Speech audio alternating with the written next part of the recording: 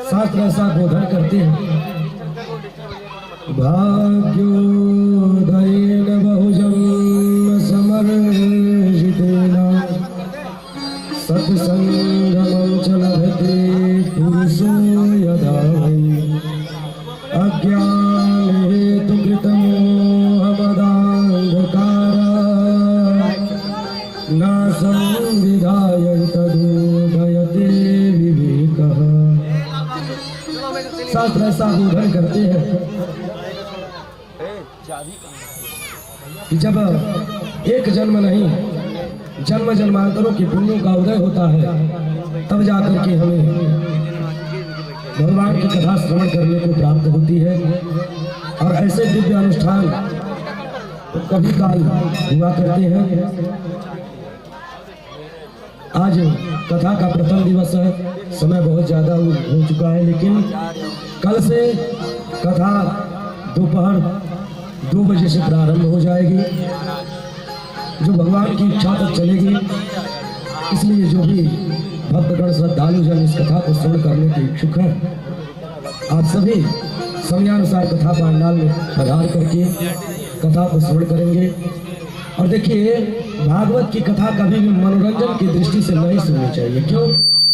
क्योंकि यह भागवत की जो कथा है, यह भक्ति ज्ञान विराग व्याप्तो विदुको वर्धते महान। भक्ति ज्ञान वैराग विवेक की जिसमें गंगा बहती है उसे कहते हैं भागवत। इसमें भक्ति और ज्ञान वैराग्य का ऐसा निरूपण किया गया है कि जिसको यदि हम श्रवण कर ले तो हमारी भक्ति भी सार्थक हो जाती है। अन्यथा बैठ करके भक्ति करते रहे कोई मतलब नहीं होता। सप्त दिवसात्मक यह भागवत कथा है। भागवत कथा की पद्धति क्या है, कथा श्रवण करने का क्या परिणाम होता है, इसका जिसमें विशुद्ध विवेचन किया गया है उसे कहते हैं श्रीमद् भागवत महापुराण। जिसमें इनका शुद्ध विवेचन किया गया है उसी को कहते हैं श्रीमद् भागवत महापुराण। प्रेम से बोल दे कृष्ण भगवान की। आइए, कथा को श्रवण करने से पहले, कथा में प्रवेश करने से पहले भगवान भूत भांगन भोलेनाथ की असीम कृपा से यह कथा हम सभी को श्रवण करने को प्राप्त हुई है। तो रुद्राष्टकम के माध्यम से भगवान श्री शिव जी के पावन श्री चरण कमलों में हाजिरी लगाते हुए भागवत की ज्ञान गंगा में प्रवेश करेंगे। और मीठी मीठी तालियों के साथ आप सभी भी गायन करिएगा। ये छोटे छोटे जो बच्चे हैं, इन बच्चों को एकत्रित करके बैठाओ, यहाँ पर दौड़ाया न जाए। भैया हरिश्चंद्र जी, ये छोटे छोटे बच्चों को एक किनारे बैठा दीजिए।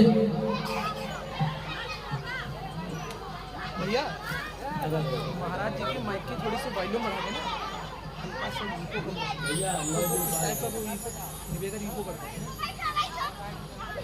भगवान भूत भावन भोलेनाथ के श्री चरण कमलों में हाजिरी लगाते हुए कथा की ज्ञान गंगा में प्रवेश करेंगे।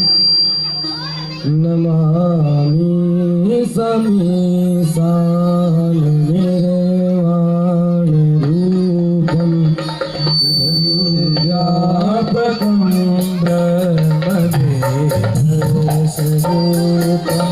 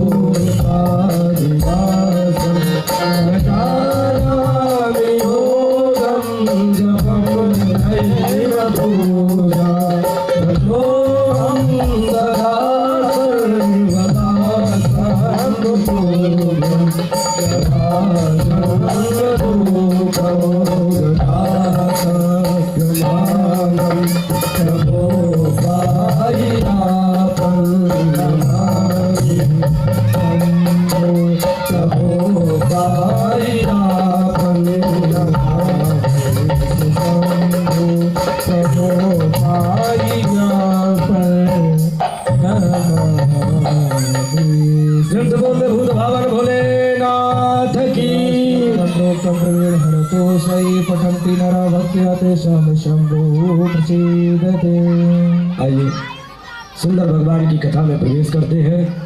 आज जो भगवान की लालित्यमय कथा हम श्रवण करेंगे, इसको कहते हैं भागवत महात्म्य, जिसमें शुद्ध विवेचन किया गया हो, भक्ति ज्ञान विराग, उसे कहते हैं भागवत महात्म्य। भागवत सुनने से क्या होता है, क्यों सुनी जाती है भागवत कथा, इसका जिसमें शुद्ध विवेचन किया गया हो उसे कहते हैं भागवत महात्म्य।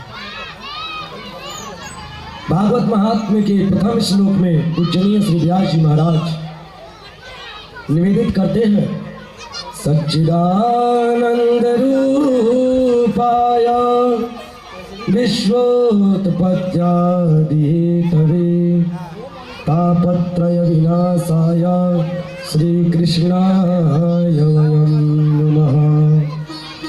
सच्चिदानंद रूपाय, भगवान के स्वरूप का सुंदर वर्णन किया है महाराज। सत चित धन आनंद, जो त्रिकालाबाधित सत्य है, जिसका आदि भी सत्य है, मध्य भी सत्य है और अंत भी सत्य है। यानी सृष्टि का सृजन होने से पहले भी जो था, सृष्टि का सृजन होने के बाद भी जो है, और सृष्टि का लय हो जाने के बाद भी जो बचेगा उसे कहते हैं सत। चित, चित किसे कहते हैं? चित यानी प्रकाश। परमात्मा के अंदर स्वयं का प्रकाश है, उसे किसी से प्रकाश लेने की आवश्यकता नहीं है। यदि हमें पढ़ाई करनी है या कुछ पढ़ना है तो रात्रि में हमें प्रकाश की आवश्यकता पड़ती है, लेकिन वह परमात्मा ऐसा है जिसको किसी से प्रकाश लेने की आवश्यकता नहीं है, वह स्वयं प्रकाशमान है।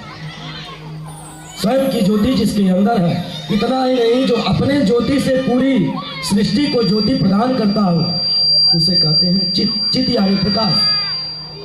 धन आनंद, आनंद किसे कहते हैं? क्या सुंदर डल्लभ के गद्दों पर सो जाना, एसी में सो जाना, इसे आनंद कहते हैं। कभी कभी हम भोजन करते हैं तो भोजन करने के बाद क्या कहते हैं? बड़ा आनंद आया महाराज, लेकिन इसका नाम आनंद नहीं है। आनंद तो स्वयं भगवान श्री कृष्ण परमात्मा का नाम है, प्रभु श्री राम है, भगवान भूत भ्रमण भोलेनाथ है, उसे कहते हैं आनंद। क्यों? बाबा भी कहते हैं, गोस्वामी तुलसीदास जी महाराज निवेदन करते हैं, जो आनंद सिंधु सुखराशि श्री कर से त्रैलोक सुखासी। जो तीनों लोगों को आनंद प्रदान करने वाला है, ऐसा वह परमात्मा है, उसे कहते हैं आनंद। और तापत्रय विनाशाय, जो तीनों तापों को नाश करने वाला है। तीन ताप क्या है? दैहिक दैविक भौतिक तापा राम राज काहू नहीं व्यापा। राम राज काहू नहीं व्यापा। तीन प्रकार के ताप होते हैं, जैसे शरीर से दैहिक, जो हमारे शरीर से प्राप्त हो जाए, जैसे बुखार, फोड़ा फुंसी हो जाना, या शारीरिक ताप है दैहिक दैविक, जो देवताओं के द्वारा हमें प्राप्त होता है, जैसे कहीं भूकंप आ गया, इसको कहते हैं प्राकृतिक आपदा। दैविक भौतिक, जो हमारे द्वारा किए हुए कर्मों से प्राप्त होता है, उसे कहते हैं भौतिक ताप। लेकिन हाँ, तापत्रय विनाश आया, इन तीनों प्रकार के तापों को नष्ट करने का जिनमें सामर्थ्य है, तापत्रय विनाश आया श्री कृष्णाय वयं नमः। ऐसे परमात्मा के श्री चरण कमलों में मैं नहीं, आप नहीं, अपितु हम सब मिल करके प्रणाम करते हैं। बड़ी सुंदर बात कही है व्यास जी महाराज ने कि कोई तन दुखी, कोई मन दुखी, कोई धन दुनि रहत उदास, और थोड़े थोड़े सब दुखी, सुखी राम के दास दास। इस संसार में कोई ऐसा एक व्यक्ति नहीं आपको संसार में मिलेगा जो अपनी छाती पर हाथ रख करके कह सके कि मैं इस संसार का सबसे सुखी व्यक्ति हूं। सुख कौन किसको मिलता है? सुखी राम के दास, जो राम के दास बन गए हैं, जिन्होंने प्रभु के श्री चरण कमलों में अपने मन को अर्पित कर दिया है, वही सुखी है। अरबों खरबों की संपत्ति हो जाए, लेकिन हाँ, क्या होता है कि घी लगा करके रोटी खा नहीं सकते। क्यों? महाराज ब्लड प्रेशर हुआ है, शुगर हुआ है, बीपी बढ़ जाएगा, अनेक प्रकार के कष्ट। कितनी भी संपत्ति हो जाए, लेकिन हाँ, दुख पीछा नहीं छोड़ता है। और यह दुख भी पीछा छोड़ देगा कब? जब हम भगवान के श्री चरण कमलों में अपने मन को अर्पित कर देंगे। इस तरह से सुंदर परमात्मा के इस गुण का निरूपण किया है व्यास जी महाराज ने। आगे कहते हैं कि सुंदर एक पावन भूमि है जिसे हम कहते हैं नैमिषारण्य। नैमिषारण्य का अर्थ होता है पलक झपकने में जितना समय हमें लगता है, उतनी घड़ी के लिए भी जहाँ पर परमात्मा का चिंतन न छोड़ा जाता हो उसे कहते हैं नैमिसारण्य। नैमिसारण्य में एक बड़े ही महान ऋषि हैं जिनकी उम्र है 88,000 वर्ष। एक दिन की बात है, सुंदर स्नान ध्यान करके पूजन अर्चन वंदन करके नैमिसारण्य की पावन भूमि में सूत जी महाराज अनेकानेक संतों के साथ आगमन किए हैं। और उसी समय वेद पुराण के ज्ञाता, वेदों को जानने वाले परम पूजनीय श्री सूत जी महाराज का आगमन हो जाता है। बोले सूत जी महाराज की जय हो।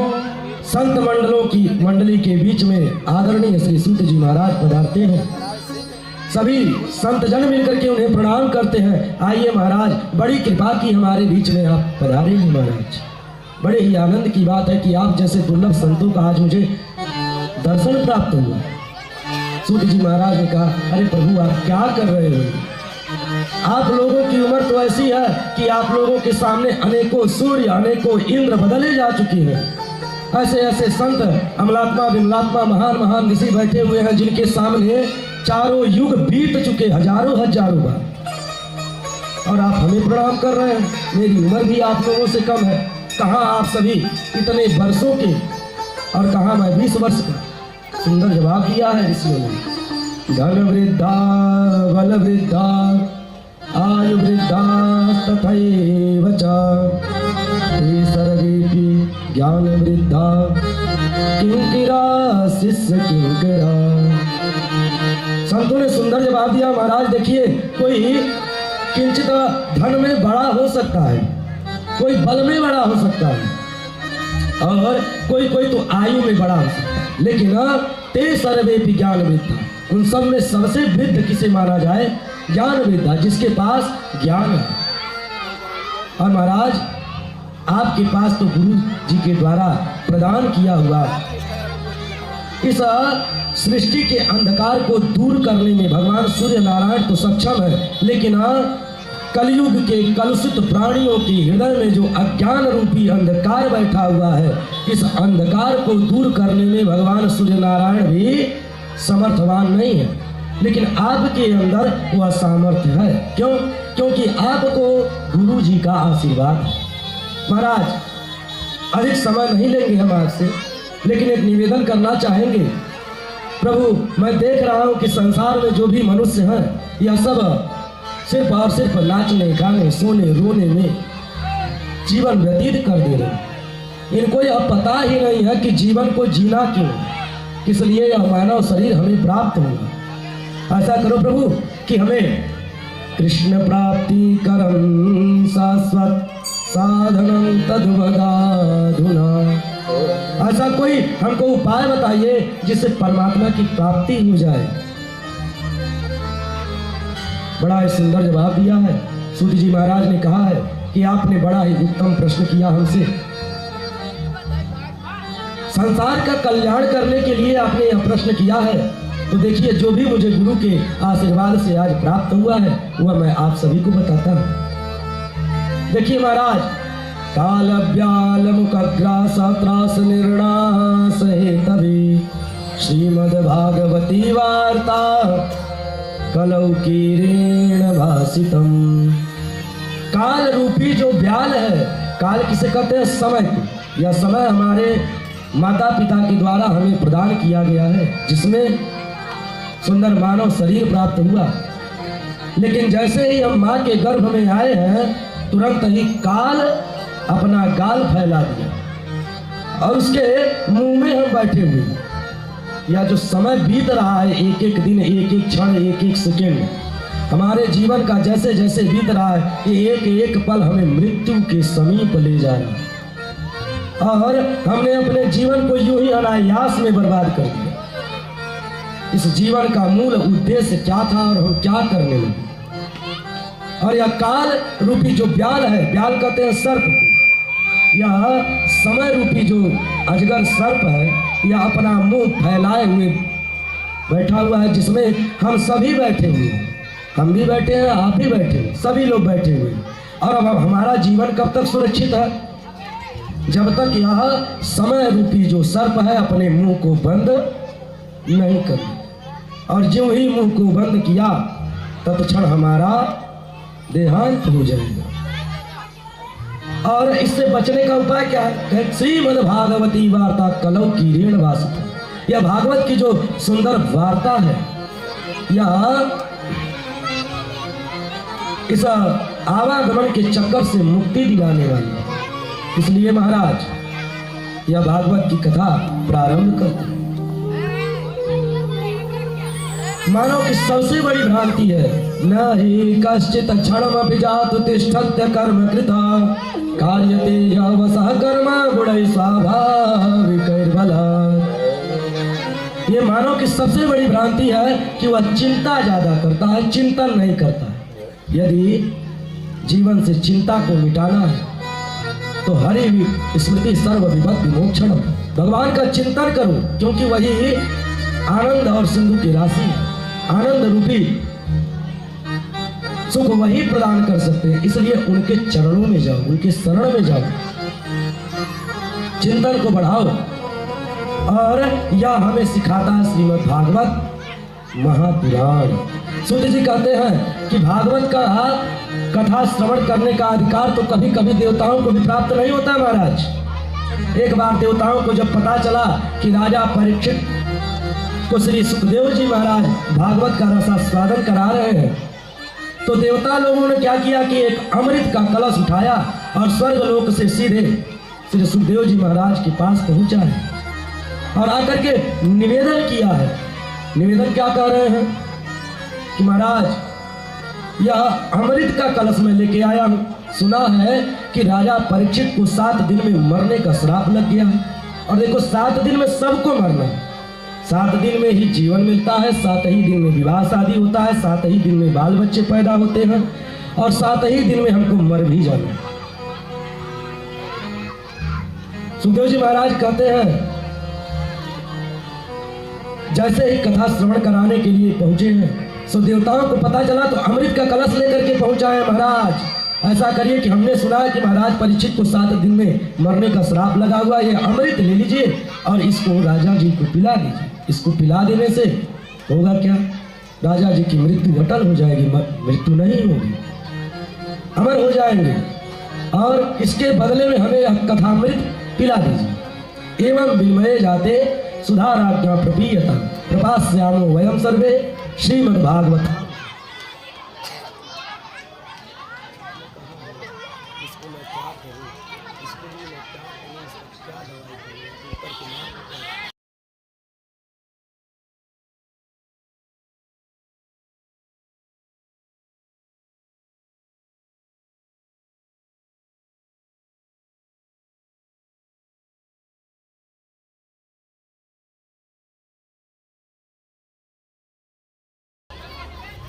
साउंड ऑपरेटर महोदय,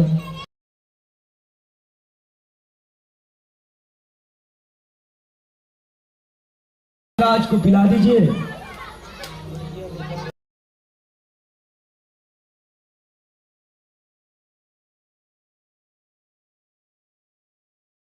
लेकिन सुखदेव जी महाराज कहते हैं क्व सदा क्व कथा लोके क्व काचः क्व मणिर्महान। कहा अरे देवताओं छलिया, तेरा छल करना गया नहीं। जिस समय समुद्र मंथन किया गया उस समय भी तुम लोगों ने छल किया, और आज भी तुम लोग छल ही करने आए। कहा कांच और कहा हीरा, यह जो तुम्हारा अमृत है यह कांच है, और भागवत कथा जो है यह मणि है। आज भी तुम छल करने चले आए। भगा दिया महाराज डांट करके, और बोल दिया कि अभक्तास्ताश्च विज्ञाय न ददौ स कथामृतम। अभक्त समझ लिया, कहा यह कथा श्रवण करने नहीं आए हैं, ये आए हैं क्रय विक्रय करने, बदले में लेने आए, अदला बदली करने आए। और अभक्त समझ करके वहां से भगा दिया महाराज। देवता लोग परेशान होकर के पहुंच गए ब्रह्मलोक, ब्रह्मा जी के पास, और कहा महाराज देखिए वहाँ सुखदेव जी महाराज भागवत का अमृत पान करा रहे हैं।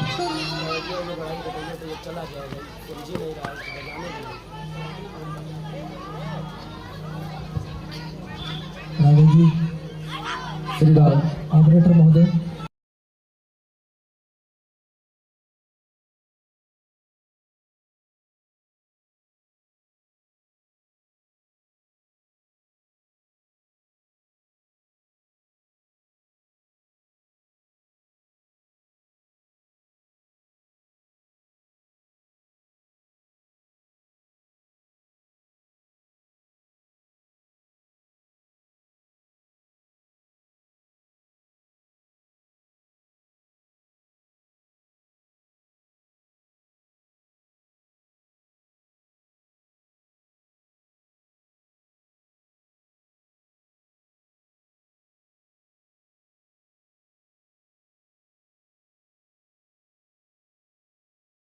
स्थान हो गए और सत्यलोक में तुला को मंगा लिया। तुला यानी तराजू को ले आया है और ला करके संसार के जितने सुख सुविधाएं हैं सब एक तराजू के पलड़े पर रख दिया, दूसरे पर श्रीमद् भागवत महापुराण को रख दिया। लेकिन लघुन्यन्यानि जातानि गौरवेण इदं महान् तदा ऋषिगणा सर्वे विस्मयं परमं ययुः। ब्रह्मा बाबा चकित रह गए। क्यों? क्योंकि जो तराजू पर संसार के जितने सुख सुविधाएं रखी गई थी वह सब की सब ऊपर की ओर उठ गई और भागवत महापुराण का जो पलड़ा था वह नीचे की तरफ रह। और ऋषियों ने घोषणा कर दी कि मेनिरे भगवद रूपम शास्त्रम भागवतम कलौ। इस कलयुग में सिर्फ भागवत महापुराण ही है जो कलुषित प्राणियों के भटके हुए प्राणियों को सुंदर जीवन को नई दिशा और दशा प्रदान करती है। ऋषियों ने कह दिया श्रीमद् भागवताख्यो प्रत्यक्षा कृष्ण ये वही।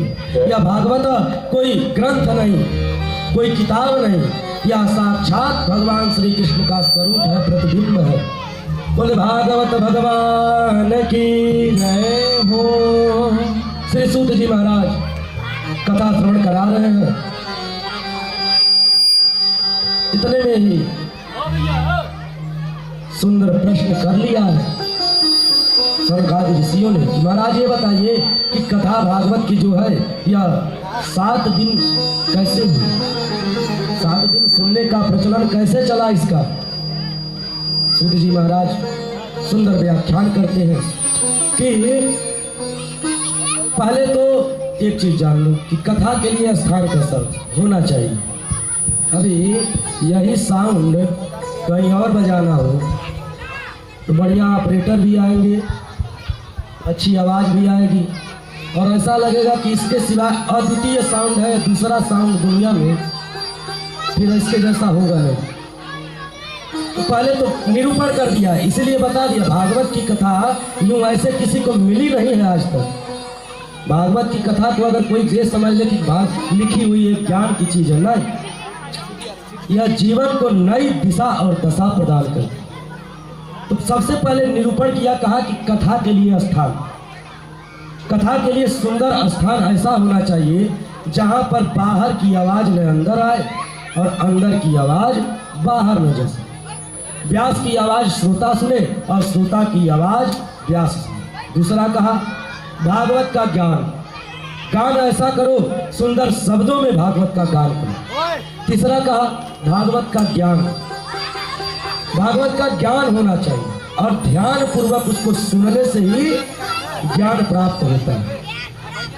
चौथी बात कहा कि ध्यान, मन को एकाग्र करके एक में लगा करके और इस कथा को तब से। पांचवी बात कही कि भागवत में आपके कान एकदम कथा से जुड़ा हो, शरीर कहीं भी हो लेकिन कान तो एकदम कथा में जुड़ा हो। ऋषियों ने फिर प्रश्न किया, महाराज एक बात बताइए, नारद जी ने यह कथा कैसे श्रवण कर ली? हमने तो सुना है कि नारद जी 1 घड़ी से ज्यादा 2 घड़ी से ज्यादा कहीं टिकते ही नहीं, फिर ऐसे में उन्होंने भागवत कथा कैसे श्रवण कर ली?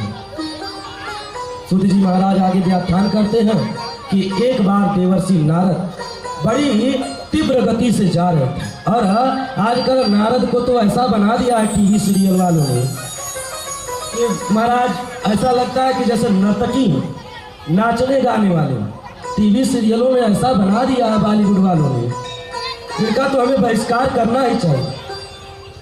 नारद नारद जिसकी बात ज्ञानम ददातीत नारद, जो ज्ञान हमें प्रदान करता है, सुंदर ज्ञान हमें देता है, और जिसके ज्ञान से हमें परमात्मा मिल जाते हैं उनसे कहते हैं नारद। और इसका प्रमाण शास्त्र है कि जिसको नारद जी भगवान मिले हैं उनको भगवान अवश्य मिले हैं, इसमें तनिक भी संदेह नहीं। एक बार की बात, बड़ी तीव्र गति से जा रहे हैं महाराज, इतने में ही बद्रिक आश्रम की तरफ पहुंचे हैं। वहां पर उनके 4 अग्रज बड़े भाई मिले हैं, सनक, सनंदन, सनातन और सनत कुमार। चारों भाइयों से जब भेंट हुई है तो सुंदर वार्ता पूछ लिया है। कथम ब्राह्मण दीन मुखा कुतश्चिंता कुरु भवान परितं गम्यते कुत्र कुतश्चागमनं तव। अरे महाराज नारद, कहाँ युक्ति प्रगति से दौड़े दौड़े जा रहे हो? और एक बात पहले ये बताओ, तुम्हारा यह मुख मलिन क्यों, दुखी क्यों दिख रहे हो तुम?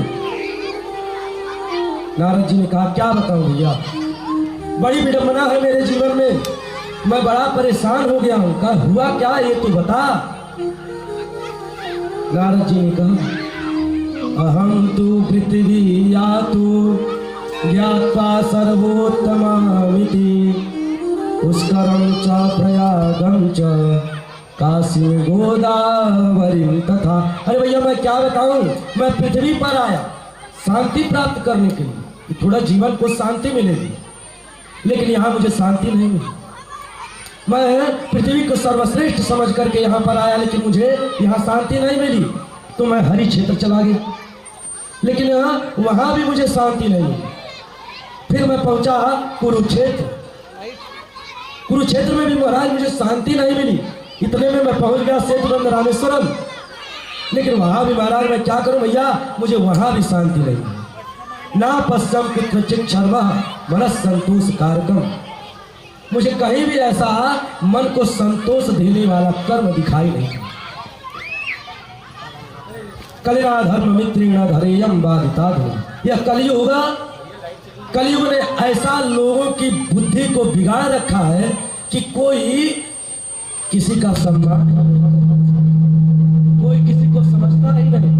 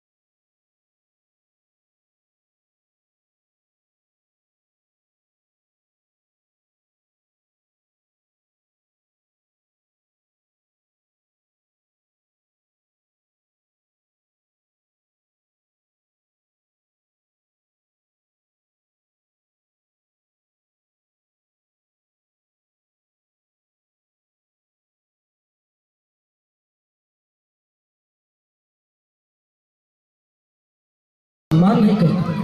तरुणी प्रभुता गे है श्यालको बुद्धिदाय। पहली बात तो यह महाराज कि वहां किसी का कोई सम्मान नहीं करता। दूसरी बात मैं यह देख रहा हूं कि जब व्यक्ति का विवाह हो जा रहा है तो माता पिता से कोई सलाह लेने वाला भी नहीं। यदि घर में माता पिता वृद्ध होने के बाद किसी कारणवश रह भी गए हैं तो कोई घर में कार्यक्रम हो रहा है तो उनसे कोई सलाह लेने वाला नहीं है। सलाह लेने के लिए किसको बुलाया जा रहा है? साले साहब की। और आप यह देख सकते हैं कि कौरवों के यहाँ जो मामा शकुनी थे उनके रहने मात्र से, उनकी बुद्धि मात्र लेने से पूरे कुरुवंश का नाश हो गया। कहा श्याल को बुद्धिदाय का। बुद्धि किससे ली जा रही है? साले साहब से। और इतना ही नहीं महाराज, कन्या विक्रयणो लोभा दंपति नाच कलकलम। मुझे श्रवण करने को क्या मिल रहा है कि मैं देख रहा हूं कि आजकल संबंध नहीं जुड़ रहे हैं, आजकल संबंधों में क्रय विक्रय किया जा रहा है। जब विवाह किया जा रहा है तो यह देखा जा रहा है कि लड़के वाले कितने धनिष्ठ हैं, लड़की वाला उनके बराबरी का है कि नहीं। अरे महाराज क्या बताऊं, क्रय विक्रय होने लगा है। समझी किसे कहते हैं, सब माने बराबर, धी माने बुद्धि। जब दोनों की बुद्धि बराबर हो उन्हें कहते हैं समझी। लेकिन यहाँ पर क्या देख रहा हूं महाराज कि सभी की बुद्धि को विकृत कर रखा है, बिगाड़ रखा है, क्रय विक्रय किया जा रहा है। मुझे बड़ा दुख हुआ महाराज, इसलिए मैं चला गया त्यागी जी महाराज के यहाँ कि चलो यहाँ कुछ हमको शांति मिलेगी। लेकिन त्यागी जी महाराज के पास मुझे देख जाने के बाद क्या देखने को मिला भैया, मैं क्या बताऊं कि नाम तो त्यागी जी महाराज है लेकिन खूब बड़ी हवेली बना रखी है महाराज। क्या त्याग किया अपने जीवन में पता नहीं, लेकिन कहे जाने लगे त्यागी जी महाराज। मुझे वहां भी भैया सुकून नहीं मिला। मैं दौड़ा दौड़ा चला गया ब्रह्मचारी जी की। ब्रह्मचारी जी के यहाँ देखने को क्या मिल रहा है कि खूब ज्यादा बच्चे हैं। क्या महाराज, ब्रह्मचारी तो है लेकिन उनके बाल बच्चे भी घूम रहे हैं। मेरा मन और भी खिन्न हो गया भैया। मैं दौड़ते दौड़ते शांति मुनि के आश्रम में चला गया, लेकिन सबसे ज्यादा शोर शांति मुनि के आश्रम में ही सुनने को मिला। क्या बताऊं भैया, यह सिर्फ देखने के लिए रह गया। कलिना धर्म मित्र न धरेयम बाधिता। मैं बड़ा दुखी हुआ भैया, तो मैं जाने लगा, आगे बढ़ने लगा। इतने में मेरे प्रभु का धाम पड़ा, श्री वृंदावन धाम। बोलो वृंदावन धाम की जय हो। भैया वहां से मैं गुजर ही रहा था, इतने में मैं देखा कि एक सुंदर स्त्री 16 वर्षीय कन्या 16 श्रृंगार की बैठी हुई है, और उन्हीं को कहते हैं भक्ति। देखो भक्ति तो सभी लोग करते हैं, छोटे से लेके बड़े और बूढ़े तक सभी लोग भक्ति करते हैं। और आज छोटे से लेकर के बड़े में और बूढ़े में सबके अंदर भक्ति, लेकिन ज्ञान नहीं कि भक्ति कैसे करनी चाहिए। भक्ति है क्या पता नहीं है, लेकिन कर रहे हैं भक्ति। यद्यपि अग्नि है, छुओ प्रेम से या क्रोध में जलाना तो उसका काम ही है, लेकिन बिना ज्ञान के भक्ति अंधी होती है, तंगुल होती है, लंगड़ी होती है। इसलिए हमें ज्ञान होना चाहिए। और भैया मैंने देखा कि 2 वृद्ध पुरुष उसके बगल में बैठे हुए, लेटे हुए पड़े हैं, और वह 16 वर्षीय युवती रो रही है। उसको अनेक स्त्रियां घेर करके बैठी हुई और उसको समझा रही है। मैं देखा तो मेरे मन में विचार आया कि चलो एक बार चल करके पूछ लेता हूँ क्या बात है, क्यों दुखी है। फिर मैंने सोचा कि जानो दो, ये युवतियों के बीच में कौन जाए, साधु संतों को क्या लेना देना। अभी कहीं पूछ दिए बाबा इन हम युवतियों के बीच में तुम्हारा क्या काम, चलो जाओ यहाँ से, क्या मतलब निकलेगा। इसलिए भैया मैं जाने लगा। इतने में उस युवती ने मुझे आवाज दिया, भो भो साधु क्षणं तिष्ठ मचिन्तामपि नाशया दर्शनं तव लोकस्य सर्वथा घरं परम्। अरे साधु, हे संत, हे महाराज, रुको रुको, 1 मिनट के लिए रुक जाओ। क्षणं तिष्ठ, 1 सेकंड के लिए रुक जाओ। मचिन्तामपि नाशया, मेरी चिंता का तो नाश कर दो। दर्शनम तो लोकस्य, अरे आपके दर्शन मात्र से जीव के सारे तापत्रय समाप्त हो जाते हैं। अरे नारद महाराज जी 1 मिनट के लिए रुक जाओ, 1 क्षण के लिए रुक जाओ। जब युवती ने मुझे आवाज लगाया तो भैया मैं पहुंचा। मैंने पूछा, काशित्वम का भी मोचेर कौन हो आप?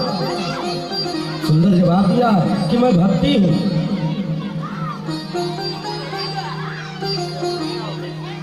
मैं उत्तर दक्षिण भारत में पैदा हुई,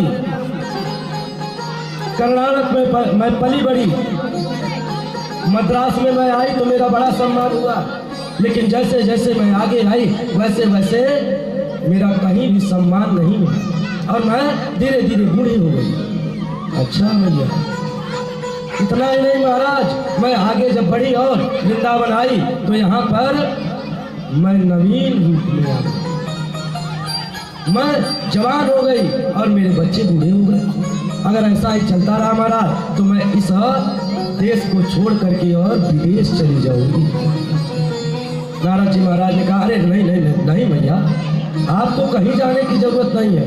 वैसे भी आजकल के लोगों का आकर्षण का केंद्र बना हुआ है विदेश, और यदि आप भी इस देश को छोड़ करके विदेश चली जाएंगी तो लोगों का कल्याण कैसे होगा? अरे भैया, आप तो भगवान श्री कृष्ण की परम प्रिया हो, लाडली हो। अरे आपके चरणों में तो मुक्ति साक्षात खड़ी रहती है, दासी बनकर के आपका दासत्व स्वीकार करती है। आपको कहीं जाने की जरूरत नहीं है। मैं अभी एक कोई उपाय करिए देता हूँ, घबराओ मत भैया। नारद जी महाराज ने खूब सुंदर 17 पुराणों का वाचन किया, गीता पाठ बार बार किया, लेकिन जब तक गीता पाठ करते थे, पुराणों का वाचन करते थे, तब तक ज्ञान और वैराग्य या भक्ति के दो अंग हैं। जब तक भक्ति करने से ज्ञान न आ जाए और ज्ञान के बाद जब तक वैराग्य न मिल जाए, तब तक की हुई भक्ति सार्थक नहीं होती। और यह दोनों पूरक है भक्ति मैया। तो नारद जी महाराज ने बार बार गीता पाठ किया। जब तक गीता पाठ किया, पुराणों का वाचन किया, तब तक ज्ञान और वैराग्य का बुढ़ापा दूर हो जाता था। और देखो विदेश में क्या है, ज्ञानी बहुत है, ज्ञान बहुत है, कितना आविष्कार कर डाला, लेकिन उनके जीवन में भक्ति नहीं। और वृंदावन में तो गली गली में डाल डाल और पात पात पर राधे राधे हो।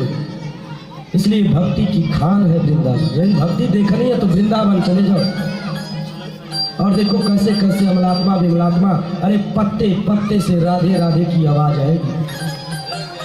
और वही श्री धाम वृंदावन आज सभी प्रकार के सुखों की मूल ख्याति प्राप्त की हुई है। सारे प्रकार के सुख वहां पर प्राप्त होते हैं, जीव के तापत्रय समाप्त हो जाते हैं।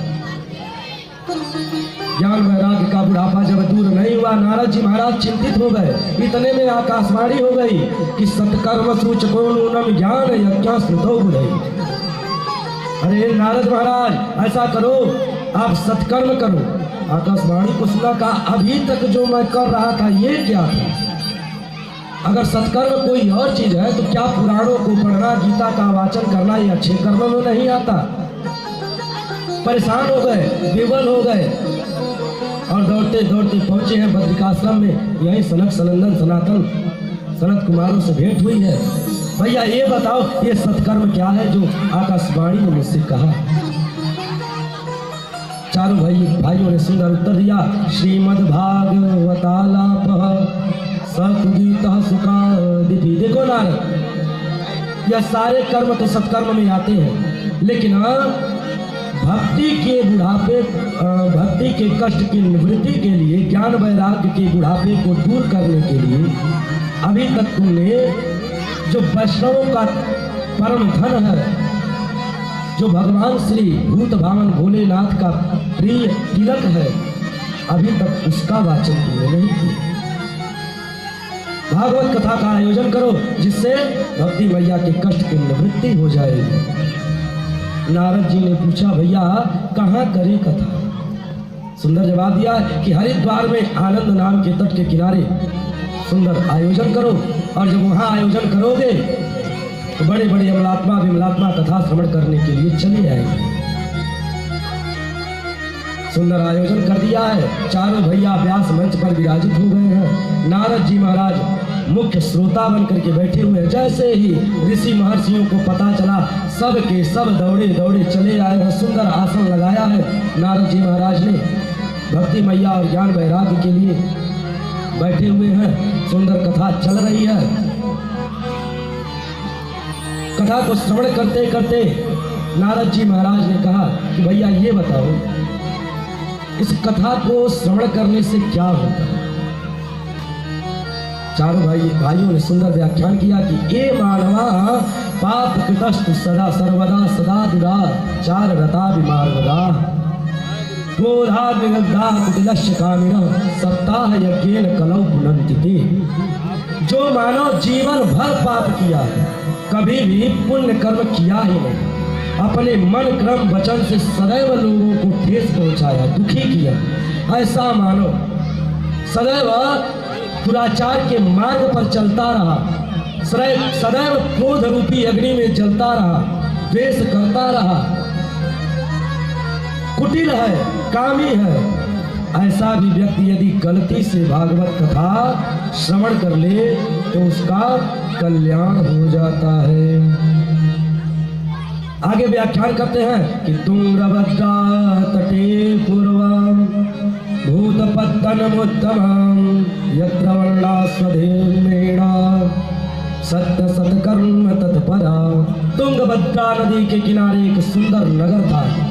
उस नगर का नाम था उत्तम नगर।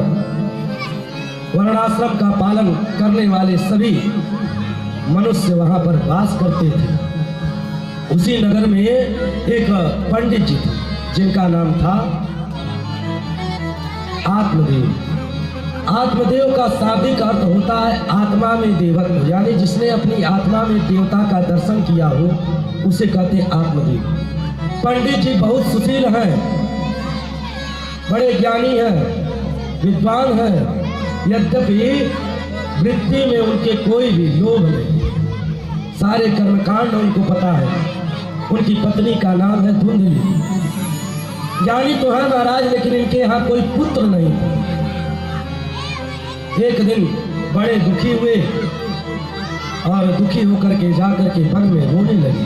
उसी समय एक संत का दर्शन हुआ। और देखो, संतों के दर्शन यदि हो जाए, यदि अच्छे पुरुषों की सत्संगति, अरे विभीषण महाराज कहते हैं बलुभर बास नरक कर ताता दुष्ट संग जन दे विधाता। हे विधाता, मुझे नरक में बास दे देना, लेकिन दुष्टों की संगति मत देना। और देना तो अच्छी संगति देना, और दुष्टों की संगति देना होगा तो मुझे नरक में ढकेल देना नारायण, लेकिन दुष्टों की संगति नहीं देना। पहुंचे हैं महाराज, बड़ा विलाप कर रहे हैं, रो रहे हैं, गांव वाले ताना मारते हैं। कहाँ चले आए महाराज, क्यों अपना मुख दिखा दिया, पूरा दिन बर्बाद हो जाएगा, इसके यहाँ संतान नहीं। और तो और गाय थी, गाय को भी बच्चे नहीं होते। तुलसी का पौधा तक सूख जाता, जो पेड़ लगाते फल नहीं लगता। दुखी होकर के वन में पहुंचे। इस भागवत महापुराण में तो नहीं, लेकिन अन्य ग्रंथ में उस महर्षि जी का नाम निकला है ज्योतिष पाद, जो ज्योतिष के बड़े ही ज्ञाता है, तीनों काल के त्रिकालज्ञ हैं, सब कुछ देख सकते हैं। ब्राह्मण से पूछ लिया महाराज कि हे ब्राह्मण देवता, कथम रोधी से भी प्रत्युम, अरे ब्राह्मण देवता आप रोज क्यों रहे हो? कहते चिंता बोले ऐसी ऐसी कौन सी बलवान चिंता है जो आपको खाए जा रही है? वरत्वम सत्वरम वयम सस्य दुख से कारणम, अपने दुख का कारण बताओ। आत्मदेव जी ने निवेदन किया, महाराज मैं क्या बताऊं, पूर्व जन्म के पापों से मेरी वृत्ति ऐसी बन गई है कि मेरे यहाँ कोई संतान नहीं है। गाय भी मेरी बंध्या हो गई है, फल नहीं लगते वृक्षों में, तुलसी का पौधा सूख जाता, और यह ग्राम के लोग हमसे जलन करते हैं। अब या तो आप हमें संतान दे दो, नहीं तो आपके सामने यही प्राण दे देंगे। महाराज ने कहा कि देखो मुंचा ज्ञान जाओ, अरे कहाँ तुम इस संतान के चक्कर में पड़े हो? अनन्य ममता विष्णु हो, ममता प्रेम संगता। अरे ममता कर ही रहे हो तो भगवान विष्णु के चरण कमलों में करो। ये बेटी बेटा किसी के नहीं होते।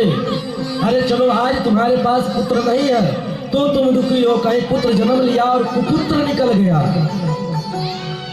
तब क्या करोगे? तब इससे भी ज्यादा तुम्हें दुख होगा। बड़ी भारी कृपा है प्रभु की तुम्हें कोई संतान नहीं है। ऐसा करो, भगवान श्री चरण में प्रेम, प्रभु के चरणों में प्रेम करो। कहा महाराज देखो ज्ञान नहीं चाहिए मुझे, ज्ञान देने से अच्छा है मुझे पुत्र दो। यदि पुत्र दोगे तो ठीक, नहीं तो अभी मैं आपके सामने प्राण दे दूंगा। महाराज ने कहा देखो एक तो ब्राह्मण सामने मर जाएगा, ब्रह्म हत्या लग जाएगी, झोली से निकाल करके एक फल दे दिया, ले जाओ अपनी पत्नी को दे देना, और इस फल को जैसे तुम्हारी पत्नी खाएगी, परमात्मा की कृपा होगी तो वह अवश्य मां बनेगी। बड़ी प्रसन्नता के साथ ले आया है और धुंधली महारानी को वह फल दिया है कि इस फल को खाओ तुम्हें गर्भ होगा। धुंधली महारानी तो बड़ी कुटिल थी, मन में उनके विकार आ गया कि इस फल को मैं खाऊंगी। अब देखिए क्या सोच रहे हैं, इस फल को खाऊंगी पेट बढ़ जाएगा, चलने में दिक्कत होगी, और मैं सुकुमारी हूँ, घर का कार्य मैं कैसे कर पाऊंगी, और मैं कुछ खा भी नहीं पाऊंगी। मैंने सुना है लालन पालन करने में बड़ा कष्ट होता है, इसलिए मैं इस फल को खाना नहीं चाहती। यही विचार कर रही थी, इतने में उनकी बहन जी पधार गई। और बहनों में देखो बड़ा प्रेम होता है। कई कई बहनें तो ऐसी होती हैं कि बहन का बसा बसाया घर उजड़वा देती है। ये कलयुग है ना, क्योंकि कलिया धर्म मित्रेण, ये कलयुग ऐसे भ्रांत कर रखा है लोगों को कि ये समझ ही नहीं पाते। आ गई और कह रही है क्या बात है, क्यों परेशान हो, बता डाली सारी बातों को। मैं फल नहीं खाना चाहती। कह मत खाओ, मेरे पेट में गर्भ है। ऐसा करो कि कुछ दिन तुम काम चलाओ, जब पुत्र जन्म लेगा तो इसको मैं तुम्हें दे दूं और इसको तुम रखना। पहले के समय में जब माताएं गर्भवती होती थी तो पुरुष लोग उनका मुख नहीं देते। उस समय काम वासना थी ही नहीं महाराज, केवल संतान उत्पत्ति करने के लिए ही पुरुष वर्ग महिलाओं के पास जाया करते थे। आजकल तो कोई विचार ही नहीं है।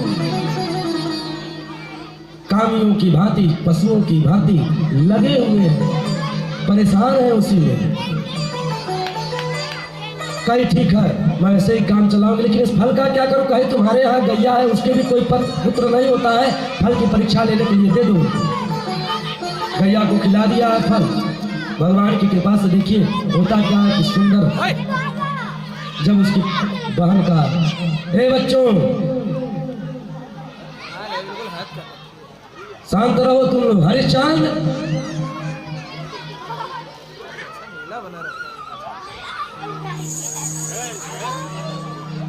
बोले भागवत भगवान की। समय व्यतीत हुआ, उसकी बहन को सुंदर पुत्र पैदा हुआ, ला करके अपनी बहन को दे दिया है। महाराज बड़े प्रसन्न हैं आत्मदेव की आज हमारे यहाँ संतान उत्पन्न हुआ। लेकिन इतने में ही क्या कि उनकी जो गाय थी, गाय से भी सुंदर बालक पैदा हुआ है, जिसके कान गाय की तरह है और पूरा शरीर मानव की तरह है। गाय की तरह कान होने के नाते उनका नाम रख दिया है गोकर्ण। बोले गोकर्ण महाराज की। गोकर्ण जी महाराज का सुंदर जन्म हुआ, और इधर जब नामकरण करने पहुंचे अपने पुत्र का, कहे कि मेरा नाम आत्मदेव है, मैं अपने पुत्र का नाम रखूंगा परमात्मदेव। नंदली भैया ने कहा कि नहीं नहीं नहीं, ये कौन सी बात हुई, 9 महीने तक गर्भ में मैं नहीं रखा, लालन पालन मैं करूंगी, सारे कष्टों को मैंने झेला, नाम तुम्हारे नाम से नहीं नहीं, मेरा नाम धुंधली, मेरे पुत्र का नाम होगा धुंधकारी। जो पूरे संसार में अंधकार मचा दे उसे कहते हैं धुंधकारी। और हुआ क्या, गोकर्ण पंडितों ज्ञानी धुंधकारी महात्मा। गोकर्ण जी महाराज परम ज्ञानी हुए हैं, और धुंधकारी बहुत ही बड़ा उद्दंड हुआ, बदमाश हो गया, चोरी डकैती सब कुछ करने लगा। इतना ही नहीं, वैश्यों का संगति करने लगा। अब आत्मदेव जी महाराज बड़े परेशान। इधर गोकर्ण जी महाराज सुंदर यज्ञ पवित्र के पश्चात वन की तरफ चले गए हैं, बद्रिकाश्रम पहुंच गए हैं और सुंदर तपस्या में लीन हो गए। और इधर धुंधकारी ने ऐसा तांडव मचा दिया घर में, घर की जितनी संपत्ति थी सब का सब जुए में, शराब में ले जा करके नष्ट करने लगा। अब आत्मदेव महाराज और पीड़ित हुए कि इससे अच्छा तो मैं निसंतान ही था, कहाँ ऐसे पुत्र ने जन्म ले लिया। माता पिता को मारने लगा। आत्मदेव जी महाराज चिंतित होकर के जाने, दुखी होकर के जा रहे थे, उसी समय गोकर्ण जी महाराज पधार गए और सुंदर ज्ञान दिया कि मुझा ज्ञानम प्रजारूप।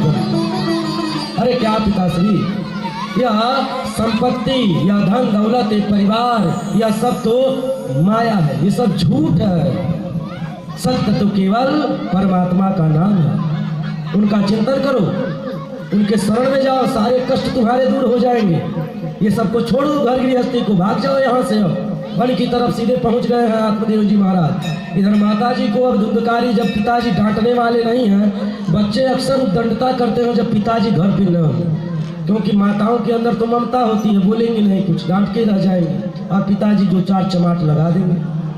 इसलिए बच्चे अक्सर पिताजी से डरते हैं। अब महाराज जब पिताजी चले गए, माता के साथ और प्रताड़ना करने लगा। लाओ धन दो। माता ने कहा कि सारा धन तो तू अब ले गया, अब कहाँ से धन दूं? दुखी होकर के एक दिन माता घर से बाहर निकली और कुएं में कूद करके आत्महत्या कर ली। अब जब माता भी चली गई, पिता भी चले गए, महान डाकू बन गया, डाका डालने लगा। 5-5 वैश्याओं को ला करके घर में रख लिया। समय व्यतीत हुआ, वैश्याओं ने सोचा कि देखो यह धुंधकारी बड़ा ही उद्दंड है, चोरी चकारी करेगा, महाराज के पास एक दिन सूचना पहुंचेगी, पकड़ लेगा और इसके साथ साथ हम लोगों को भी दुख भोगना पड़ेगा। सभी मिलकर के षड्यंत्र रचती हैं। शाम के समय धुंधकारी रात्रि में विश्राम कर रहा होता है, भोजनोपरांत अंगार जलाती हैं 5 वैश्याएं मिल करके और उसको उसके मुख में अंगार डाल देती है, जिसकी पीड़ा से धुंधकारी कुछ बोल नहीं पाता और मर जाता है। वैश्याएं सारी की सारी संपत्ति लेकर के वहां से चली गई। इधर गोकर्ण जी महाराज ने सुना कि मेरे भाई धुंधकारी की अकाल मृत्यु हो गई। सो जहां जहां गए हैं, गया में इत्यादि अनेक धर्म क्षेत्रों में जाकर के पिंडदान प्रदान किया। और देखो पिंडदान इसीलिए किया जाता है कि हमारे पितरों का कल्याण हो जाएगा, इसीलिए पिंडदान पितृ पक्ष में किया जाता है।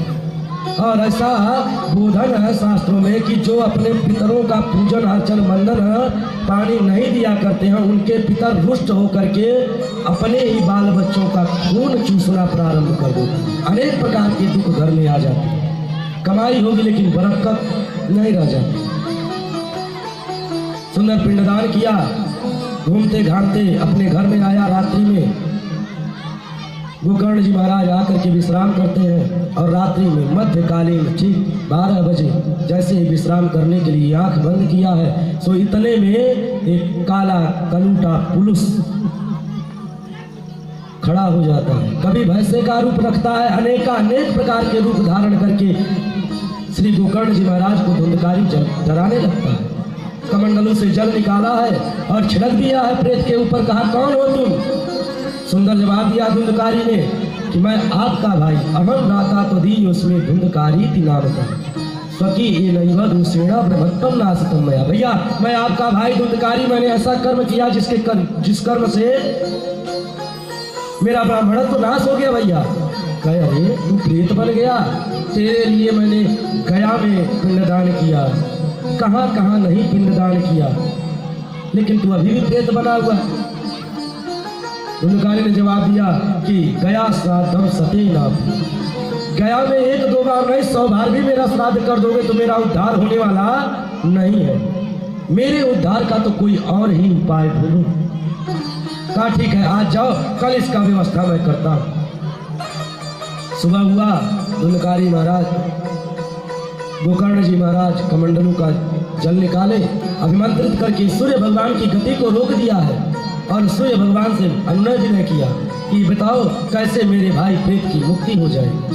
सूर्य नारायण भगवान ने बता दिया है कि श्रीमद् भागवतान मुक्ति सप्ताहम वाचनम करो, 1 सप्ताह तक भागवत का वाचन करो, उसी से उसकी मुक्ति हो जाएगी। सुंदर व्यास मंच बनाया है। गोकर्ण जी महाराज ने जैसे ही ग्रामवासियों को पता चला, सब के सब पहुंचे आए हैं कथा श्रवण करने के लिए। कथा प्रारंभ हुई। अब धुंधकारी तो बना हुआ है प्रेत, प्रेत का कोई स्वरूप नहीं होता है, वो हवा होता है और छाया होता है। सो कथा श्रवण कैसे करे, जब जिधर से कोई हवा आए उधर से ही निकल पड़े। यज्ञ मंडप में एक वेदी बनी हुई है जिसको हम कहते हैं क्षेत्रपाल, और 49 प्रकार के वह देवगण है, जिसमें भूत प्रेत मरी मत्सान डाकिनी साकिनी पिशाचिनी इस क्षेत्र के जितने भी ऐसे गण हैं उन सब का पूजन किया जा रहा है कि इसमें किसी प्रकार का कोई दंडता न होने, समस्त ग्रामवासियों का कल्याण हो। जैसे हवा चले उड़ जाए, इतने में देखा गया कि 7 गांठ का बांस रखा हुआ है और बांसों में बिबर होता है, यानी एक गांठ में छेद होता है। उसी में जाकर के बैठ गया, कथा को श्रवण किया और महाराज ऐसे कथा को श्रवण किया, बिना कुछ खाए बिना कुछ पिए 7 दिन तक निरंतर भगवान की कथा श्रवण किया। ऐसे हमारे आपकी तरह कथा नहीं चली है कि 2 घंटा सुन लिया हो गया, नहीं, निरंतर कथा चल रही है और सभी लोग सुन रहे हैं। लेकिन 7 दिन के बाद भगवान के दिव्य पार्षद पहुंचे हैं और धुंधकारी को लेने आए। सुंदर चतुर्भुज रूप धारण करके धुंधकारी उस बांस के गांठ से निकला है और गोकर्ण जी महाराज को प्रणाम किया। गोकर्ण महाराज पहचान नहीं पाए और देवदूतों से पूछ लिया, अथवा भाव संति श्रोतारो मम निर्मला, मेरे यहाँ पर अनेक प्रकार के श्रोता बैठे हुए हैं, लेकिन आनी तानी विमानानी, यह विमान सिर्फ और सिर्फ धुंधकारी के लिए क्यों लाया आपने, ये मेरे श्रोताओं के लिए क्यों नहीं ले आया? देवदूतों ने जवाब दिया, देखिए कथा तो सभी ने श्रवण की महाराज, लेकिन कथा के फल में भेद इसलिए हो गया क्योंकि धुंधकारी अपनी मुक्ति के लिए कथा श्रवण कर रहा था और यह समस्त ग्रामवासी अपनी युक्ति के लिए कथा श्रवण कर रहे थे। इनका मन यहाँ पर नहीं था, कभी घर में पहुंच जाता, कभी भोजन में पहुंच जाता, कभी कहीं पहुंच जाता। इसलिए जिसने जिस चीज का चिंतन किया इस कथा से, उसको वही चीज प्राप्त होगी। धुंधकारी मुक्ति के लिए कथा श्रवण किया, सो मुक्ति मिल गई। इन्होंने धन के लिए, परिवार के लिए, धन संपत्ति के लिए कथा श्रवण की, सोई नहीं, यह सारी चीजें मिलेंगी। गांव वालों ने कहा, महाराज ऐसे काम नहीं चलेगा, कहा चिंता मत करो, फिर से आयोजन होगा। दोबारा आयोजन किया और इस बार साक्षात श्री हरि नारायण देवदूतों के साथ उपस्थित हो गए। बोल श्री हरि नारायण भगवान की। और गोकर्ण जी महाराज के साथ, जैसे राम जी के साथ यथा रामेण संगीता, अयोध्या वासिना सर्वे यथा रामेण संगीता, जैसे अयोध्या के सारे निवासी राम जी के साथ और वैकुंठ धाम को चले गए, उसी तरह प्रभु के धाम को यह सब चले गए। देखिए, इसी यह कथा क्यों श्रवण की हमने कि हमारा मन लगे। श्रोता 3 प्रकार के होते हैं, एक होता है श्रोता, एक होता है श्रोता, एक श्रोता होता है, एक होता है श्रोता जो कथा में आता है और एक जगह बढ़िया स्थान देख करके टिक लगा करके सो जाता है, उसे कहते हैं श्रोता। एक होता है श्रोता, श्रोता का काम क्या है? काटना। वो आएगा कहेगा मंच नहीं ठीक है, पंडाल नहीं ठीक लगा हुआ है, वो काट छाट करेगा, तो इसको भी कथा समझ में आने वाली नहीं। एक होते हैं श्रोता, जिनको इस चीज से नहीं मतलब है कहाँ क्या हो रहा, उनको तो बस और बस भागवत की कथा से मतलब है। यह कथा कैसे हमारा कल्याण करेगी, भगवान ने आगे क्या चरित्र किए, क्या जीवन में उतारे और क्या हम छोड़ दें, वो मूल बातों को रखता है, उसे कहते हैं श्रोता। भागवत की कथा एक स्थान पर सुंदर मन को लगा करके पालथी मार करके श्रवण करनी चाहिए और एक टाइम भोजन करना चाहिए, अन्य समय में फलहार रहना चाहिए और हो सके तो घी बांध करके, घी पी करके रहना चाहिए। लेकिन अब तो घी पचने वाला नहीं, अगर घी नहीं पच सकता तो दूध पी करके सुनो, दूध पी करके नहीं सुन सकते तो महाराज क्या करें, इससे भी काम नहीं चलेगा। कहा कि दिन भर में 5 बार खाओ, लेकिन कथा को श्रवण करो, क्योंकि बिनु सत्संग विवेक न हो। भगवान की कथा बिना श्रवण किए हमें विवेक नहीं हो सकता। विवेक किसे कहते हैं? जो हमें अच्छा बुरा करने का ज्ञान प्रदान कर। विद्या ददाति विनयम, विद्या वही है, ज्ञान वही है जो विनय दे। विनय का मतलब झुकना सिखा दे। बहुत ज्यादा संपत्ति हो जाए तो कहा भी गया है कि तुम्हारा लहजा बता रहा है तुम्हारी संपत्ति नई नहीं है। जिनके यहाँ संपत्ति बहुत पहले से होती है वो बड़े ही विनयवान होते हैं, उनको किसी प्रकार का अभिमान नहीं होता। जिनको अकस्मात में ही धन संपत्ति प्राप्त हो जाती है, ऐसे लोग अभिमानी हो जाते हैं। और बाबा गोस्वामी दास जी कहते हैं,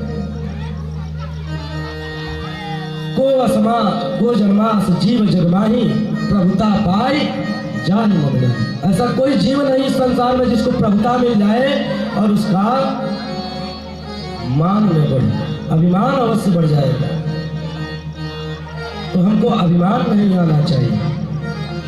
मन को लगा करके कथा को श्रवण करना चाहिए। 10 बार भोजन करके यदि कथा श्रवण करने में विघ्नता न आए तो वैसे ही कथा श्रवण करनी चाहिए।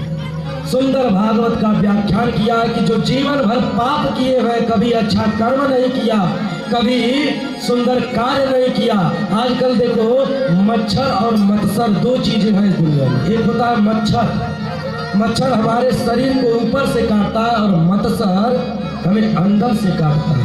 अगले के पास संपत्ति कैसे आती, इसे कहते हैं मत्सर।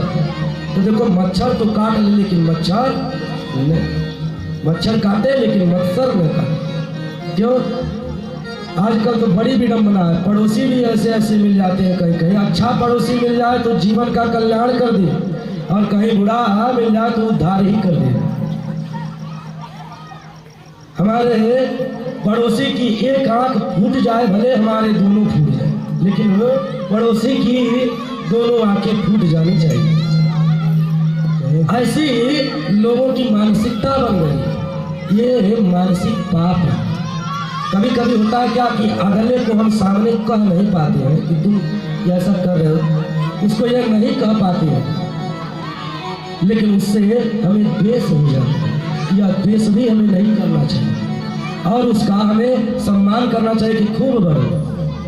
खूब सुंदर बताया है कि जीवन में जिन्होंने कभी भी पुण्य नहीं किया उनका भी उद्धार हो जाता है, यदि गलती से भी यह कथा श्रवण कर ले। नारद जी भगवान को सुंदर कथा श्रवण कराया है, इतने में ही कीर्तन प्रारंभ हो गया। श्री राधे राधे गोविंद गोविंद राधे, श्री राधे राधे गोविंद राधे, श्री राधे राधे गोविंद गोविंद राधे, श्री राधे राधे गोविंद गोविंद राधे, राधे राधे गोविंद राधे, श्री राधे राधे गोविंद गोविंद राधे, गोपाल राधे गोविंद राधे, गोपाल राधे, राधे राधे गोविंद गोविंद राधे, राधे राधे गोविंद।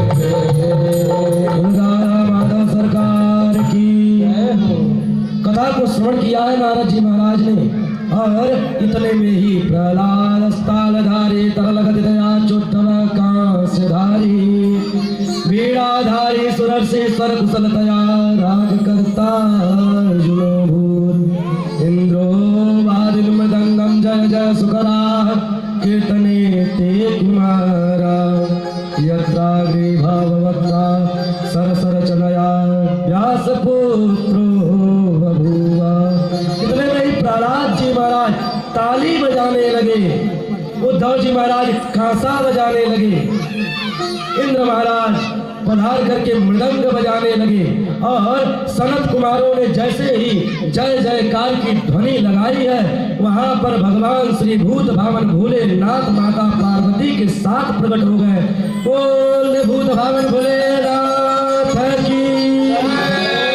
सभी लोग कीर्तन में तन्मय हो करके भगवान का कीर्तन कर रहे हैं। इतना सुंदर कीर्तन किया है लोगों ने, आजकल इतना वहां पर सुंदर कीर्तन हो रहा है। आज यदि कीर्तन करने को किसी को कह दो तो कीर्तन में बैठेंगे तो पहले बगल वाले को देखें कि सोच क्या रहा होगा, ये नहीं करूंगा कीर्तन, पाप कर लूंगा लेकिन कीर्तन नहीं करूंगा, अगला क्या सोचेगा मेरे में। लेकिन वहां पर ऐसा कुछ नहीं। और कीर्तन कलयुग केवल है युग, अन्य युगों में जो बड़ा बड़ा तपस्या यज्ञ अनुष्ठान करने से प्राप्त होता था परिणाम फल, वह इस कलिकाल में सबसे बड़ा इस कलयुग का यही गुण है कि इस कलिकाल में भगवान का कीर्तन करने मात्र से सारे दुखों का नाश हो जाता है और पुण्य फल की प्राप्ति के साथ साथ भगवान का दर्शन भी हो जाता है। भगवान से रहा नहीं गया कीर्तन में और स्वयं भगवान नारायण प्रकट हो गए। और भक्तों से कहा कि मैं आपके इस कीर्तन से बड़ा प्रसन्न हूं, मुझसे बढ़ना नहीं। सभी ने सुंदर जवाब दिया, प्रभु ऐसा करो, यदि आप कुछ देना ही चाहते हो तो हमको यही दे दो कि जब जब हम आपका कीर्तन करें तब तब हमें आपका दर्शन प्राप्त हो जाए। भगवान ने जैसे ही कहा तथास्तु, इतने में ही भक्ति मैया के साथ ज्ञान वैराग्य सभी ताता थैया करके नृत्य करने लगे। ज्ञान वैराग्य का बुढ़ापा दूर हो गया। यह भागवत कथा ज्ञान की खान है। यहाँ से ज्ञान, इतना ज्ञान है इसमें कि इसी से विज्ञान आज चलायमान है। यदि कहीं विज्ञान नतमस्तक हुआ है तो ज्ञान किया, यहीं से विज्ञान भी निकला है। जो ब्रह्मास्त्र मिसाइल आज बनाई गई है या अग्नि मिसाइल बनाई गई, जाकर के WHO के वैज्ञानिकों से पूछ लेना, यहीं से निकला। ज्ञान वैराग्य का बुढ़ापा दूर हुआ, भक्ति मैया के कष्ट की निवृत्ति हुई। सूत जी महाराज सनकादि ऋषियों को यह सुंदर प्रसंग बता दिया है और नारद जी से कहा, यही प्रसंग आदरणीय सुखदेव जी महाराज श्री परीक्षित से कहे हैं। भागवत अमृत है, इसका जो पान करे वह धन्य है। और इस तरह से सुंदर भागवत की महात्म को सुनाया है। महात्म का मतलब कि इस भागवत को सुनने से होता क्या, कितना भी हमारे अंदर अंधकार हो वो सारा का सारा दूर हो जाता है और ज्ञान की प्राप्ति होती है। भक्ति तब सार्थक हो जाती है। देखिए, जब तक ज्ञान बूढ़ा होता है तब तक भक्ति नहीं मानी जाती। अब हम कलश तो नवरात्रि में बैठाते हैं, लेकिन कलश रखने का हमको ज्ञान नहीं, तो उस पूजा से हमारा कल्याण होने वाला नहीं। कलश की चोटी हम ऊपर की तरफ रख देते हैं, लेकिन कलश की चोटी कभी भी ऊपर की तरफ नहीं। ऊर्ध्वमुखा शत्रु वर्धनाय, ऊर्ध्वमुखी करके रखने से पूजा तो आप करोगे लेकिन आपके शत्रुओं का वर्धन होगा, शत्रु बढ़ेंगे। तो यह ज्ञान कहाँ से मिलेगा? भागवत कथा से मिलेगा। तो जब ज्ञान हमारा जवान होगा, आजकल भक्ति तो बहुत बढ़िया है, लेकिन ज्ञान बूढ़ा हो गया, कैसे करना है, कब करना है, क्यों करना है, क्या परिणाम है, ये नहीं पता। और वैराग्य तो बिल्कुल है ही नहीं, वैराग्य तो बिल्कुल है ही नहीं। इसी में बूढ़े होने के बाद भी अनेक प्रकार के प्रपंचों में जीवन व्यतीत कर रहे हैं। इसका जिसमें शुद्ध विवेचन किया गया हो उसे कहते हैं भागवत महात्म। आगे हम कल 2 बजे से यह कथा प्रारंभ हो जाएगी और उत्तर प्रदेश की राजधानी लखनऊ से बड़े ही ज्ञानी और भजनों के सुमधुर प्रवक्ता, जो भजन आपको डीजे में बाजा में सुन करके आनंद नहीं आने वाला है, वह सारे भजन आपको संगीत आचार्य बंधुओं के माध्यम से मिलेगा। और देखो, संगीत की आवश्यकता क्यों पड़ती है? क्योंकि संगीत से हमारा मन लगता है और जैसा हम संगीत सुनते हैं वैसा मन बनता चला। आजकल भोजपुरी गाना इतने अच्छे अच्छे आ गए हैं, जैसे ही हम सुनते हैं मन में सारे भाव प्रकट हो जाते हैं और सारे संबंधों की ऐसी की तैसी करके हम रख देते। अरे लक्ष्मण जी महाराज, जब राम जी ने पूछा, देखो भैया यह चूड़ा मणि है, कान का कुंडल तुम्हारी भाभी का तो नहीं है? लक्ष्मण जी महाराज ने सुंदर जवाब दिया, भैया मैं तो कभी भाभी के चरणों के सिवाय उनका मुखमंडल देखा ही नहीं, तो मैं क्या जानता। लेकिन आज देवर भाभी का रिश्ता वो होता है माँ और बेटी। आज देवर भाभी के रिश्ते को ऐसा कलंकित कर रखा है, लेकिन हमको इससे कोई लेना देना नहीं। हम तो बस उसी में रमे रहेंगे। और यदि ऐसा चलता रहा तो सत्य मैं कहता हूँ कि एक समय आएगा कि लोग अपनी बहनों को भी नहीं पहचानेंगे। तो इसीलिए संगीत वही सुने जिससे हमारा मन विकृत रहे। इसीलिए और भागवत में भी प्रहलाद जी महाराज इंद्र जी भगवान उद्धव जी महाराज ये सब पधार करके सुंदर कीर्तन किए हैं। और इन वाद्य यंत्रों को मामूली नहीं समझा जाता, ये वाद्य यंत्र साक्षात मां सरस्वती है और जिनके ऊपर कृपा होती है वही इसको पा सकते हैं। तो हमारा निवेदन है इस यज्ञ की कमेटी के कार्यकर्ता गणों से और साथ में साउंड ऑपरेटर महोदय से कि कल आप लोग समयानुसार इसको सुव्यवस्थित कर लीजिएगा और साउंड में माइक अपने हिसाब के साथ साथ हमारे हिसाब का ध्यान दीजिएगा, क्योंकि कल प्रथम दिवस था, आज भी कथा का प्रथम दिवस था। थोड़ा सुचारू रूप से आप लोग करिए, ऐसा कार्यक्रम करिए कि भगवान भूत भावन भोलेनाथ की कृपा प्राप्त हो जाए। देखो इस यज्ञ से कोई यदि कोई मामूली समझ रहा है तो एक बात मैं 2 सेकंड का समय और लूंगा, 2 मिनट का, कि नास्ति यज्ञ समोरिति, यज्ञ के समान दूसरा कोई शत्रु नहीं और यज्ञ के समान दूसरा कोई मित्र नहीं। यहाँ पर यदि हम छल कर रहे हैं या अपने संपूर्ण बल का उपयोग इस पांडाल को, इस कथा को, इस यज्ञ को व्यवस्थित करने में नहीं लगा पा रहे हैं, यद्यपि क्षमता हमारे अंदर है कि इस यज्ञ को हम अच्छे से अच्छा करा सकते हैं और यज्ञ तो कभी खराब होता नहीं है, तो बात है, क्योंकि भूत भवन भोलेनाथ को तो कोई कुछ बिगाड़ नहीं सकता, कालक क्या महाराज। लेकिन यदि हम चाह लें तो कुछ भी कर सकते हैं, क्योंकि भगवान के बेटे तो हम हैं। तो इसका ध्यान रखते हुए समस्त ग्रामवासियों का, नगर वासियों का, क्षेत्र वासियों का यह दायित्व बनता है। ऐसा नहीं है कि बुढ़िया माई ने आयोजन कर दिया तो खाली उनका यज्ञ है और उनके, अरे यहाँ पर यदि कोई भद्रता भी होती है, कोई गलतियाँ भी होती है तो आपके गांव का नाम खराब हो, किसी भी प्रकार की कमी रह जाएगी तो वह सब गांव वालों की बदनामी। इस बात को समझ करके आप सभी ग्रामवासी, नगरवासी, क्षेत्रवासी एवं यूट्यूब एवं फेसबुक के माध्यम से जहां तक भक्तगण इस कथा को श्रवण कर रहे हैं, आप सभी से निवेदन है कि इस यज्ञ में बढ़ चढ़ करके दान करें।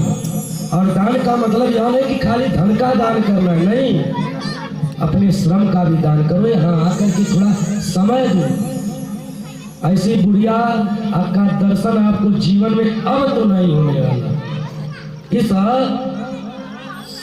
समय के जाने के बाद ऐसी भक्तिमयी माताओं का दर्शन देखने को नहीं मिलेगा जो अपना सर्वस्व न्यौछावर कर चुकी है। इस गांव को कोरोना काल में बचाने के लिए भूत भावन भोलेनाथ के चरण कमलों में अर्जी लगा दी कि हे भगवान, यदि मेरे गांव में कोई कोरोना से पीड़ित नहीं हुआ तो मैं यज्ञ कराऊंगी। और देखो आज उस यज्ञ की परिपूर्णता भी कर रहे हैं। तो आप लोगों के कल्याण के लिए यदि वह इतने वर्षों की होकर के और इस यज्ञ को करा रही है, थोड़ा सा बल आप लोग भी लगाओ, क्योंकि एक के बल से यज्ञ होने वाला नहीं है। जो जिस लायक है वह कार्य करे।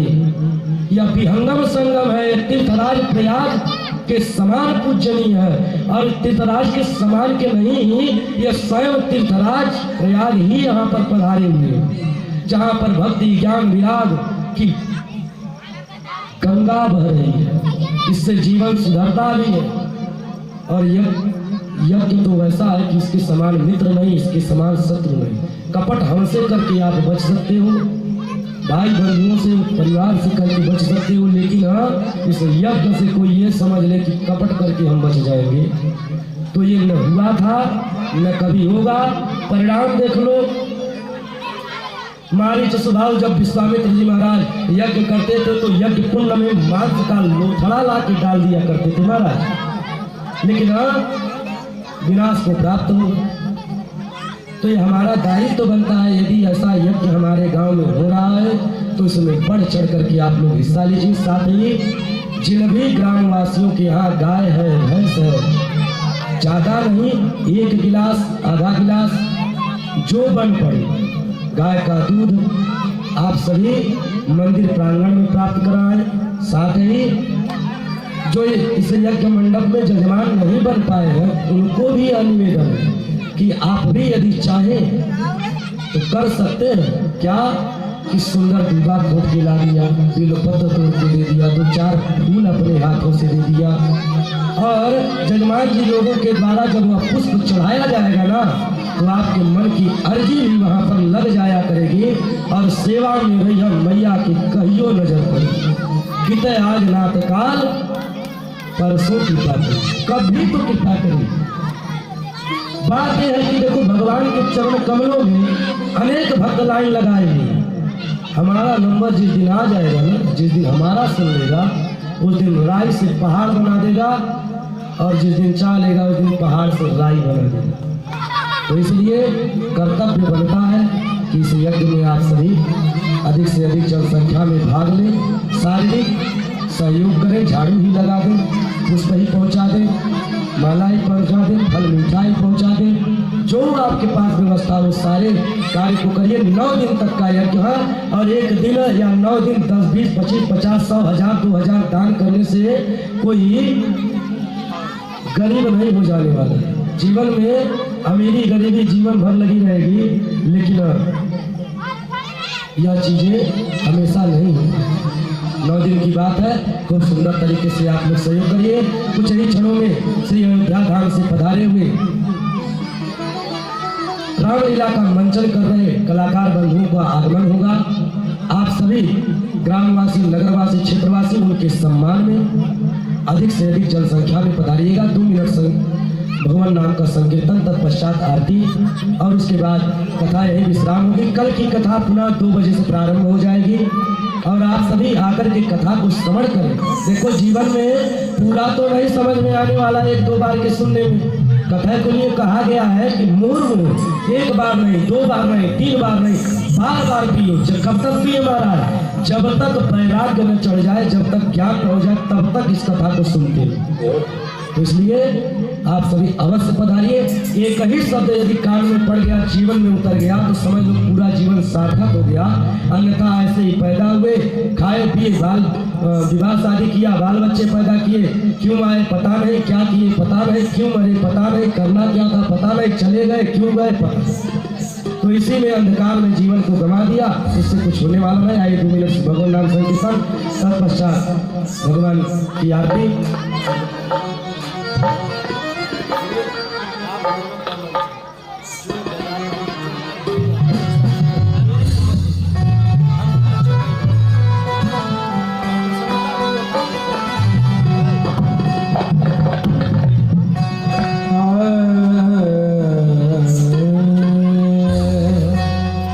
जय राधे राधे, जय श्यामा श्यामा। जय राधे राधे, जय श्यामा श्यामा। जय राधे राधे, जय श्यामा श्यामा। जय राधे राधे, जय समाजा। जय राधे राधे राधे, जय श्यामा श्यामा श्यामा। जय राधे राधे राधे, जय श्यामा श्यामा। जय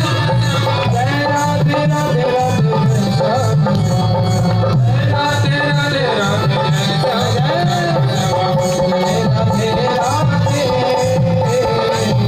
श्यामा श्यामा। जय राधे राधे, जय श्यामा श्यामा। जय राधे राधे, जय सरकार की। जमुना भैया मंच पे आ जाए, और जो भी भक्तवृंद है, जजमान बने हुए हैं या जो यहाँ पर मौजूद है, आकर के भगवान की आरती कर ले। एक आरती नीचे कर दीजिए। आप लोग भी आगे आ जाइए, थोड़ा सा आगे आ जाइए, बारी बारी से लेकर के, और आरती कर लीजिएगा। आप लोग भी सब लोग आगे आ जाइए, आरती में सम्मिलित होंगे। सीताराम राधे। उन माताओं से निवेदन है कि जो मंदिर प्रांगण में बैठे हैं, आकर के आरती में सम्मिलित हो जाइए। तो शंकर भगवान के मंदिर में बैठे हैं, उनसे निवेदन है कि आरती होने जा रही भागवत भगवान के, आइए सम्मिलित हो जाइए। ओम हरे ओम आय लघुम अवे व्रजननम ने सुरसवेर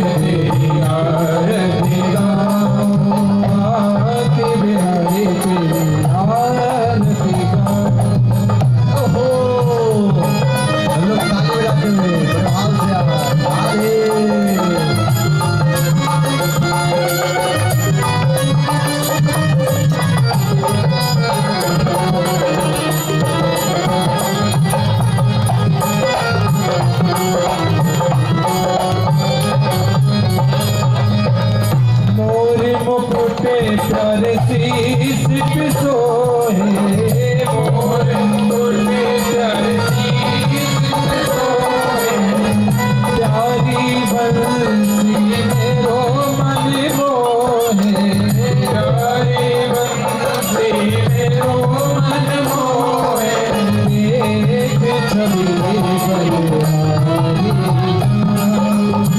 आगे बिहारी तेरी आरती बिहारी तेरी आरती बिहारी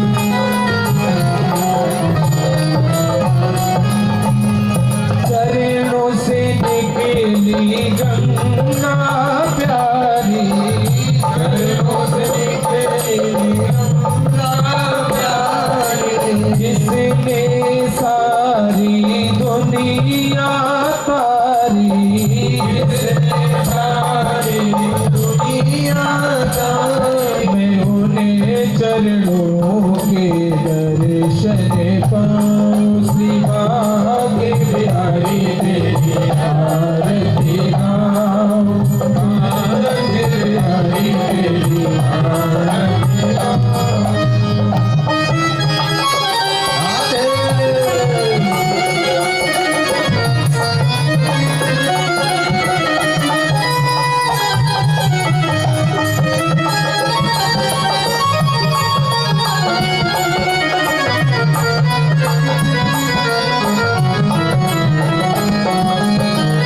दास अनाथ के नाथ आपे हो दास अनाथ के नाथ आप हो सुखी सुखी जीवन प्यारे साथ आपे हो दुख सुख जीवन प्यारे साथ आप हो हरि चरणों में सिर से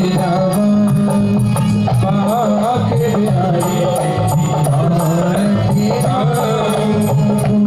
भाग्य बिहारी तेरी आरती गाऊं भाग्य बिहारी तेरी आरती गाऊं श्री हरिदास के प्यारे तुम हो श्री हरिदास के प्यारे तुम हो मेरे मोहन जीवन धन हो मेरे मोहन जीवन धन हो देख युगल छवि बल बल जाऊं श्री भाग्य बिहारी तेरी आरती गाऊं भाग्य बिहारी तेरी आरती गाऊं भाग्य बिहारी तेरी आरती गाऊं भाग्य बिहारी तेरी आरती गाऊं कर्पूरी गौरम करुणावतारम संसार सारम भुजगेन्द्रहारम सदा वसंतम हृदयारविन्दे भवं भवानी शतं नमामि देवमातरविराजमेव तमेव वन्दु सखा तमेव देवदेव्या करुणन्तमेव तमेव सर्वं मम देवदेव हरे राम राम राम राम हरे हरे हरे कृष्ण हरे कृष्ण हरे हरे राधे राधे बोलो राधे राधे राधे बोलो राधे राधे राधे बोलो राधे राधे राधे बोलो राधे राधे बोलो राधे राधे राधे बोलो राधे राधे कृष्ण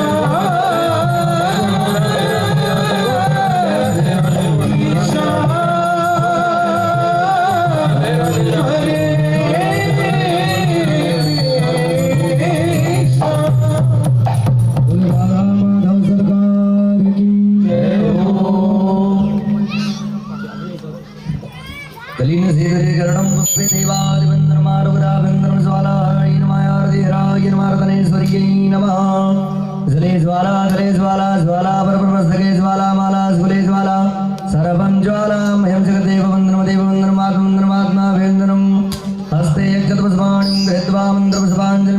जानगना भवेवो हरि ओम स्नेन नियमय धन्दले वासाने धर्माण प्रथमान्य सन्नादे अनागम महिमानः सुतन्द्रपूर्वे साध्याः शन्ति देवाः नाना सुगन्ध पुष्पाणि रागालोद्भवानि च पुष्पाञ्जलिर्मया दत्त्वा गृहाण परमेश्वरा सुमन सुगन्धित पुष्प है सुमन सुगंधित हार पुष्पांजलि अर्पण करूं मेरे नाथ करो स्वीकार महादेव करो स्वीकार अंदर पुष्पांजलि समर्पयामि श्रीमन्नारायणाय नमः श्रीमद्भागवत महापुराणाय नमो नमः बोल गजानंद गणपत भगवान की जय गौरी मैया की जय शंकर भगवान की जय हनुमान जी महाराज की जय श्री रुद्र महायज्ञ की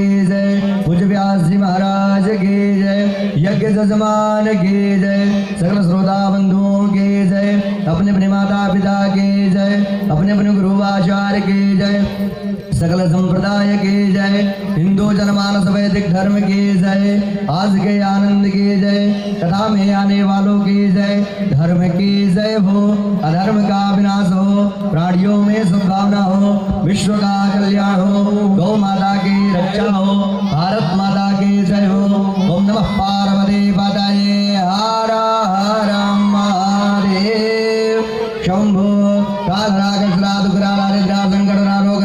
हे पार्वती के पति हर हर हर महादेव समझो सर्वे भवन्तु सुखिनः सर्वे सन्तु सर्वे भद्राणि पश्यन्तु मा कश्चित् दुःखभाग्भवेतः ओम शांति शांति शांति सुशान्तिर्भवतु जयतु संस्कृतं जयतु भारतं जयतु संस्कृतं जयतु भारतं जयतु संस्कृतं जयतु भारतम्। आप लोग भगवान के पावन दिव्य और भव्य मंगलमय आरती का दर्शन करें प्रसाद लेकर के अपने अपने गृह को जाएंगे भोजन इत्यादि करेंगे।